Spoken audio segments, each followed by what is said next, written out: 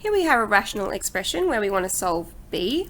First though, we need to add this left-hand side as it says, and to do that we need to make sure our denominators are the same. Now the easiest way to do that is cross multiplication. So b minus 3 doesn't exist on the left-hand side, so I'm going to multiply the left-hand side by b minus 3. And then I'm going to multiply the right-hand side by b plus 3 because that's what's missing on the right-hand side. Now you can see that we're going to have a common denominator here, so we're allowed to add them, which means we also don't need to write it twice. We can instead just have the whole thing over b plus 3, b minus 3. Now the simple cross multiplication method means sometimes you might have to simplify more, but it will always work. So now let's expand our brackets. So we get 7b minus 21 plus 5b plus 15.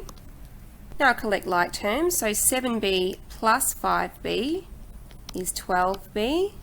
Negative 21 plus 15 is negative 6. And that's all over b plus 3, b minus 3. So that's our left-hand side. So now we'll do the right-hand side. Always when you have polynomials of higher order than 1, factor them out first. It makes it a lot easier to see what's missing when you need to cross multiply.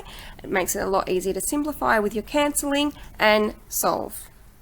So this is a difference of two squares or dots, and the way you recognise that is this b squared is a perfect square and the 9 is a perfect square and they're being subtracted. So that simply equals b minus 3 and b plus 3, which is actually quite convenient for us. So that's our denominator, and there is nothing to factor in the top, so I'm just going to leave that as 10b minus 2. And when solving, if we have the same denominator on the left and the right of the equal sign, it means our numerators are equal, so we no longer have to consider that denominator.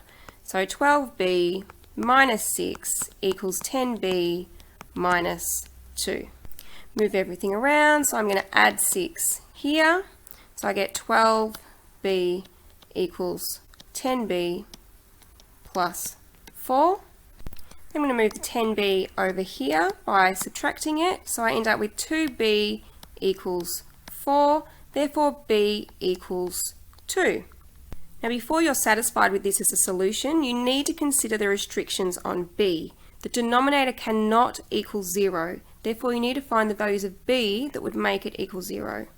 So here, if I had negative 3 plus 3, I'd get 0. So b cannot equal negative 3.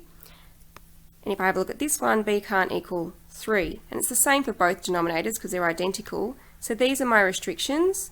Now, since my solution is neither of these restrictions, it is in fact a solution to the problem.